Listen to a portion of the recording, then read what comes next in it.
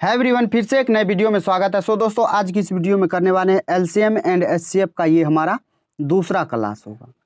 मेरे भाई मेरे साथी, अगर आप एलसीएम एंड एचसीएफ का पहला क्लास नहीं देखे हैं तो जाके देख लीजिएगा। बिल्कुल बहुत ही अच्छे तरीके से बारीकी से समझा है और आपको बिल्कुल आसान तरीका बताएंगे, आसान मेथड देंगे ताकि आप सवालों को कम से कम समय में लगा पाओगे।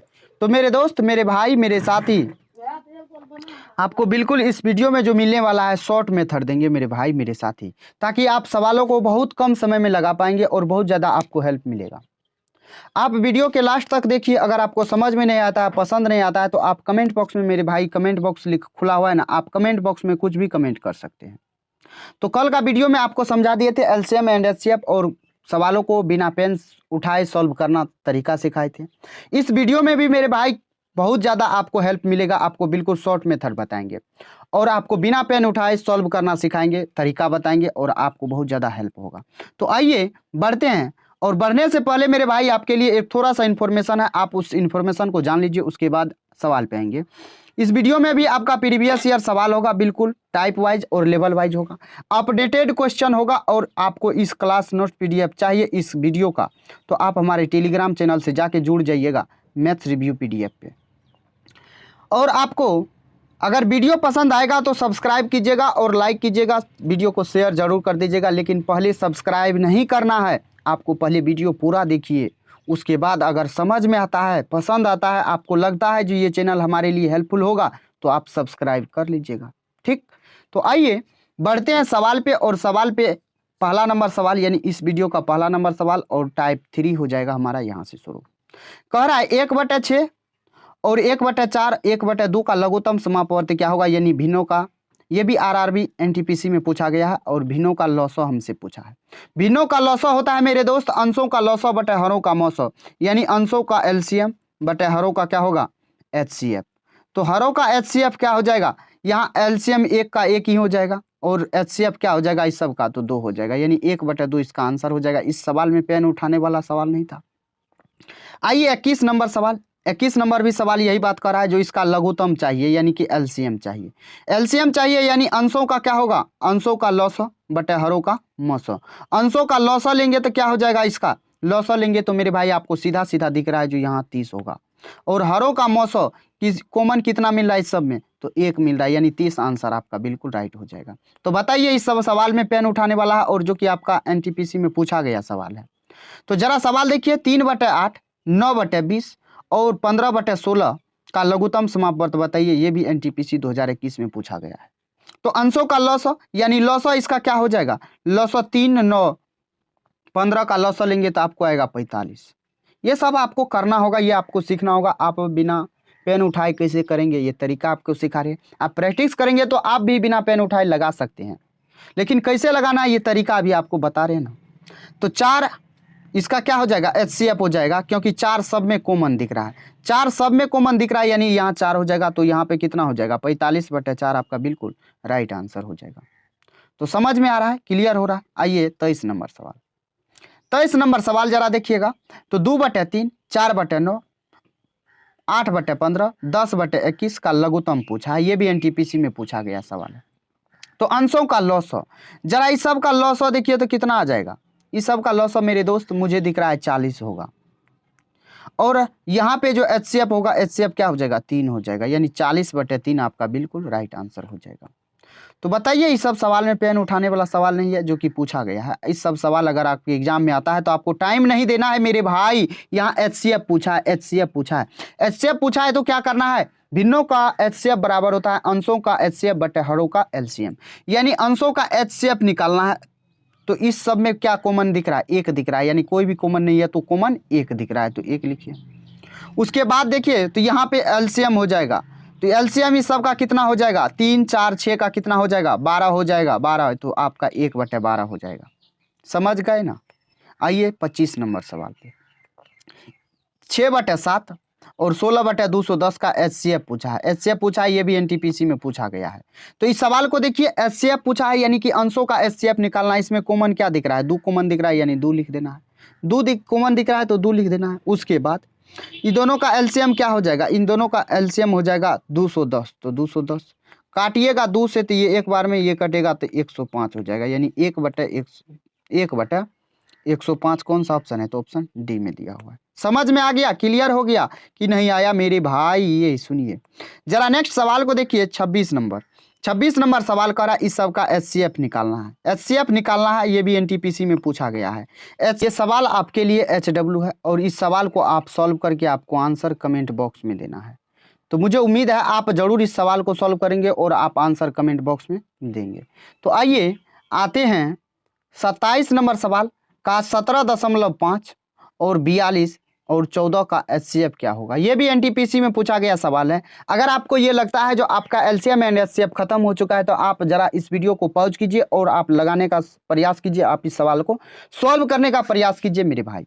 तो आपको पहले आप कैसे सोचेंगे इस सवाल को वैसे बता रहे हैं। अगर हमसे पूछेगा तो इस सवाल का सेकेंडों में आंसर है, लेकिन आप कैसे सोच रहे हैं, आप कैसे इस सवाल को लगाएंगे वो पहले बता देते हैं। तो आप देखेंगे तो ये 17.5 है, उसके बाद 42 है, उसके बाद 14 है।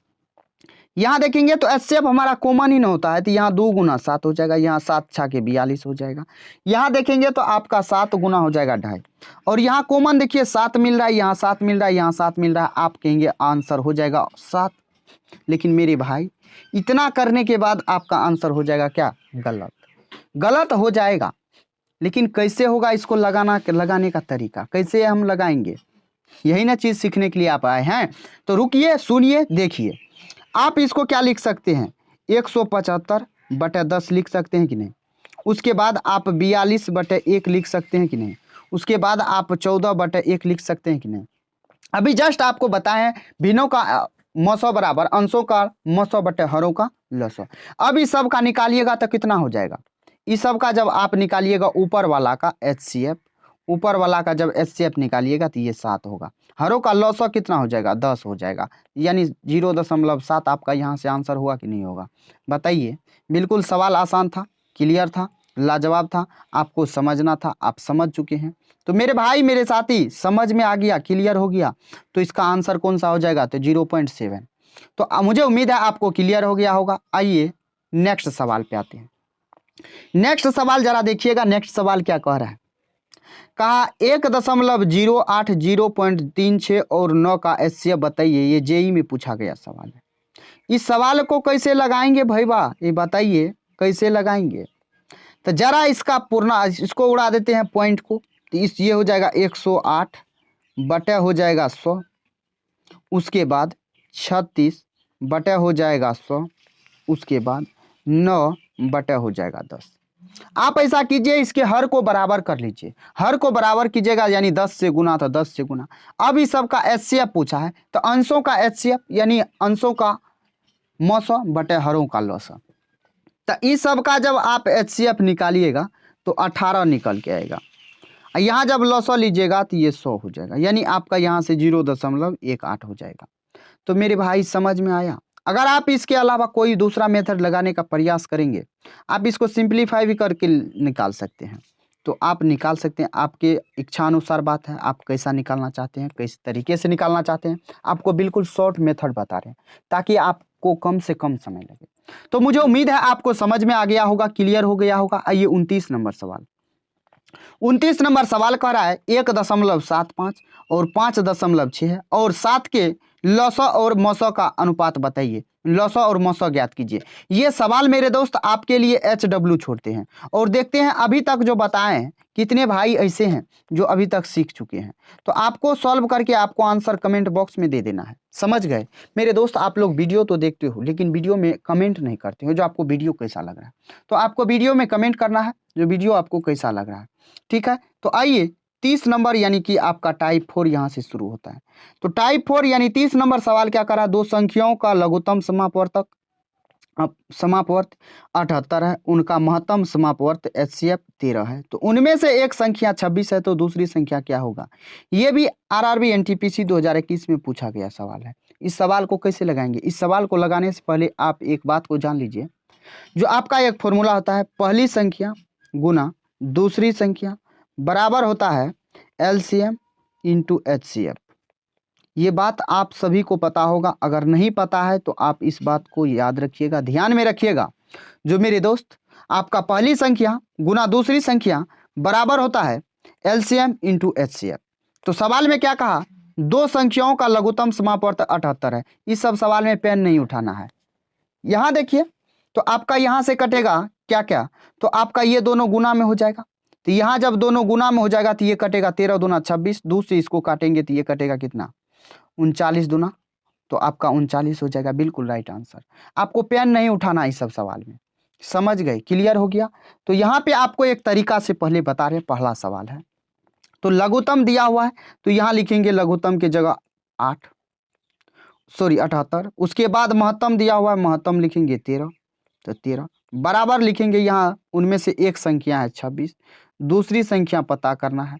तो यहाँ से काटेंगे तो ये 13 दूना 26, 2 से काटेंगे तो ये 39 दूना 78, यानी 39 आपका बिल्कुल राइट आंसर हो जाएगा। लेकिन अब के बाद मेरे भाई आपको बिना पेन उठाए सॉल्व करना है। कैसे करना है जरा सुनिएगा, देखिएगा। कहा यदि दो संख्याओं का लघुत्तम समापवर्त और महत्तम समापवर्त 70 और 7 है तो उनमें से एक संख्या अगर 35 हो तो दूसरी संख्या क्या होगी। ये भी एनटीपीसी 2021 में पूछा गया है। जरा यहाँ देखिए तो ये 7 गुना 70 हो जाएगा, तो यहाँ 35 गुना 70 होगा, तो 7 दुना कितना हो जाएगा 14 हो जाएगा। बिल्कुल राइट आंसर हो जाएगा। तो मेरे दोस्त आपको पेन नहीं उठाना है, बस आपको मौखिक काट लेना है।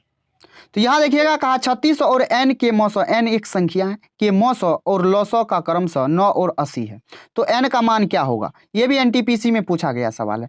इस सवाल को भी आप लगा सकते हैं। कैसे, तो ये दोनों गुना में हो जाएगा और ये आपका भाग में हो जाएगा, तो 36 पंचा होता है तो 9 5 45 हो जाएगा। तो मुझे उम्मीद है आपको समझ में आ गया होगा, क्लियर हो गया होगा। आइए 33 नंबर सवाल जरा देखते हैं। कहा 200 अभाज्य संख्याओं का लौसौ यानी 638 है, एक संख्या 29 है, तो दूसरी संख्या क्या होगा। 200 अभाज्य संख्याओं का लौसौ है, तो मेरे भाई इसका मतलब ये हुआ जी 200 अभाज्य संख्या है तो उसका जो है लौसौ यानी उस दोनों को गुना करने के बाद 100 अभाज्य संख्या क्या होता है, जिस दो संख्याओं का मौसौ 1 होता है, यानी उस दोनों में कॉमन कुछ नहीं है। तो उस दोनों को जब गुना किया तो यहाँ आया 600 कितना 638 आया है। जब 638 आया है तो उसमें से एक संख्या 29 है, तो दूसरा क्या होगा। अगर भाग दे देंगे तो पता चल जाएगा। जब भाग देंगे तो इससे इसमें कटेगा ये 22 बार में। 22 बार में कौन सा ऑप्शन है, तो ऑप्शन आपका बी है। ये भी एनटीपीसी का पूछा गया सवाल था, तो आपका बिल्कुल राइट आंसर हो जाएगा कौन सा, तो 22। तो मुझे उम्मीद है आपको समझ में आ गया होगा। आइए 34 नंबर सवाल, जरा 34 नंबर सवाल को भैया देखते हैं और समझते हैं। 34 नंबर सवाल क्या कह रहा है आपका। सवाल कह रहा है यदि दो संख्याओं का महत्तम समापवर्तक 2 है और उनका गुणनफल 120 है तो उन दोनों संख्याओं का लघुत्तम क्या होगा। लघुत्तम क्या होगा, यानी दोनों का गुणनफल है और ये महत्तम समापवर्तक है और ये क्या है, तो आपका उनका गुणनफल है उस संख्या का। तो संख्या का गुणनफल है तो यहाँ से आप इसमें क्या कीजिए, काट दीजिए, नहीं तो ये 60 बार में कटेगा, यानी दोनों संख्याओं का लघुत्तम क्या हो जाएगा 60 हो जाएगा, क्योंकि ये आपका एचसीएफ था और दो संख्याओं का गुणनफल था। इसका मतलब वो संख्या क्या क्या था, यानी आपका क्या होता है पहली संख्या गुना दूसरी संख्या बराबर होता है एलसीएम इंटू एचसीएफ, होता है ना, होता है। तो इसी पे आपको बैठाना है ना, तो यही ना तरीका आपको बताए हैं मेरे भाई। समझ में आया तो मुझे उम्मीद है आपको क्लियर हो गया होगा, समझ में भी आ गया होगा। आइए 35 नंबर सवाल पे। 35 नंबर सवाल कर रहा है 248 868 का लघुत्तम समापवर्तक 1736 है, इन दो संख्याओं का महत्तम क्या होगा। ये भी एनटीपीसी 2021 में पूछा गया सवाल है। लेकिन आप सोच रहे ये तो कैलकुलेशन बड़ा है, इसको कैसे सॉल्व करेंगे, तो इसको भी सॉल्व करने का तरीका है। जरा देखिए ना, ये दो संख्या है ना, ये क्या है, तो ये दो संख्या है। जब ये दो संख्या है मेरे भाई और इसका जो है लघुत्तम 1736 है, तो एचसीएफ पूछा है, यानी दो संख्याओं का गुणनफल ये बट्टे में आ जाएगा, क्योंकि 248 गुना हो जाएगा 868 अब बटा हो जाएगा 1736। इतना लिखना है, इसको नहीं लिखना है। आप बताइए जब ये दोनों गुना में है तो इसके साथ गुना होगा, ये इससे बड़ा है तो इसका मतलब इससे छोटा होगा। तो यहाँ जो होगा यहाँ, तो ये जो है यहाँ से कटेगा कुछ संख्या में, यहाँ से कुछ संख्या में कटेगा, लेकिन यहाँ से कुछ संख्या में कटेगा, लेकिन यहाँ ये करना है नहीं करना है। ऑप्शन को एलिमिनेट कीजिए ना। अब बताइए 1736 दोनों को गुना करके बराबर करना है। इसको ऐसे ना लिख के आप ऐसे भी लिख सकते हैं, यहाँ बराबर दे दीजिए और x के साथ गुना कर दीजिए कितना 1736, ऐसे आप समझिएगा। जरा देखिए यहाँ जो है 1736 होगा 1736 नहीं होगा। 868 से गुना करेंगे बहुत ज़्यादा हो जाएगा, होगा नहीं होगा। 248 यहाँ है, अगर 248 से गुना करेंगे तो बराबर होगा नहीं होगा, यानी आपका 124 से गुना करना होगा। तो आपका राइट आंसर कौन सा हो जाएगा? 124 हो जाएगा। तो बिना पेन उठाए आपको सॉल्व करना है। आइए 37 नंबर सवाल देखिए। और मेरे दोस्त 37 नंबर सवाल क्या कर रहा है? दो संख्याओं का मौसा HCF एवं LCM 75 और 450 है। यदि पहली संख्या को 3 से विभाजित किया जाता है तो भागफल 75 आता है। दूसरी संख्या क्या होगा? ये भी एनटीपीसी में पूछा गया सवाल। ये जो भागफल और भाग देने वाला बात कहा ना, ये कुछ नहीं, आपको फंसा रहा है। जैसे 3 से भाग देना है तो भागफल 75 आ रहा है, तो शेष फल कुछ नहीं आया होगा, यानी दोनों का मल्टीपल हो जाएगा हमारा ये संख्या। हो जाएगा कि नहीं हो जाएगा? यानी ये पहली संख्या हो जाएगा। तो आपको कुछ नहीं करना है, आपको करना क्या है? तो 3 गुना 75, ये 75 से 75 तो कट जाएगा, ये भाग में हो जाएगा, तो 75 से 75 ये कटेगा 150 बार में। आपका बिल्कुल राइट आंसर हो जाएगा। तो समझ में आ गया, क्लियर हो गया। आइए 36 नंबर सवाल, यानी आपका यहाँ पे हेर फेर हो गया था, सवाल आगे पीछे हो गया था। 15 और 25 का लघुत्तम समापवर्ती और महत्तम समापवर्तक का गुणनफल बताइए। इस दोनों का जब आप लघुत्तम निकालेंगे तो मेरे भाई लघुत्तम क्या आ जाएगा? यानी एलसीएम निकालेंगे तो एलसीएम कितना हो जाएगा बताइए। यहाँ 15 का निकालिएगा, देखिए अभी आपको निकाल के बताते हैं। 15 को लिखेंगे 3 गुना 5, ठीक। 25 को लिखेंगे आप 5 गुना 5। एलसीएम जब आप निकालते हैं तो जो मिला उसको भी लिखना है, जो नहीं मिला उसको भी लिखना है। यानी आप एलसीएम निकालेंगे तो ये 75 हो जाएगा। अगर एचसीएफ निकालेंगे तो एचसीएफ के लिए आपका ये हो जाएगा 5 हो जाएगा। तो यानी ये कितना हो गया? 5 25 5 125 तिया हो जाएगा, यानी आपका 375 हो जाएगा। आप इस तीनों को जो गुना कीजिएगा, ये एचसीएफ हो गया, ये एचसीएफ हो गया, ये एलसीएम, दोनों का गुणनफल पूछा है, गुना कीजिएगा तो 375 आपका राइट आंसर हो जाएगा। तो समझ में आ गया, क्लियर हो गया। तो मेरे भाई मेरे साथी, मुझे उम्मीद है आपको समझ में आ गया होगा, क्लियर हो गया होगा। बड़े नेक्स्ट सवाल पे जरा आइए। 37 तो हो गया था। आइए टाइप 5 38 नंबर सवाल। ये भी सवाल आसान है काफी, बिल्कुल आपको शॉर्ट मेथड बताएंगे, तरीका बताएंगे, जरा देखिएगा। कहा दो संख्याओं का अनुपात 3 और 2 का है, ठीक। उनका लघुत्तम समापवर्ती 96 है, तो दोनों संख्या बताइए। दोनों संख्या पूछा है। जरा इस सवाल में आपको कुछ नहीं करना, आप लॉजिक का प्रयोग कीजिए। यहाँ रेशियो में दिया हुआ है तो रेशियो में दोनों का एलसीएम लीजिए। एलसीएम लीजिएगा तो 6 आएगा, यानी रियल में 96 है एलसीएम, और यहाँ पे रेशियो में कितना है? 6 है, यानी 6 का वैल्यू। एचसीएफ पूछा है, संख्या पूछा है, सॉरी संख्या पूछा है, तो यानी 3 और 2 का वैल्यू काटिएगा तो ये 16 से 16 तिया हो जाएगा 48, 16 दूना 32। कौन सा ऑप्शन में है? तो ऑप्शन ए में है। तो समझ में आया कितना कम समय में आप लगा पाएंगे कि नहीं? अब देखिए, दो संख्याओं का अनुपात 5:4 है और उनका लघुत्तम समापवर्ती 120 है, तो दोनों संख्याओं ज्ञात कीजिए। ये एनटीपीसी 2021 में पूछा गया सवाल है। ये भी सवाल है, आसान है।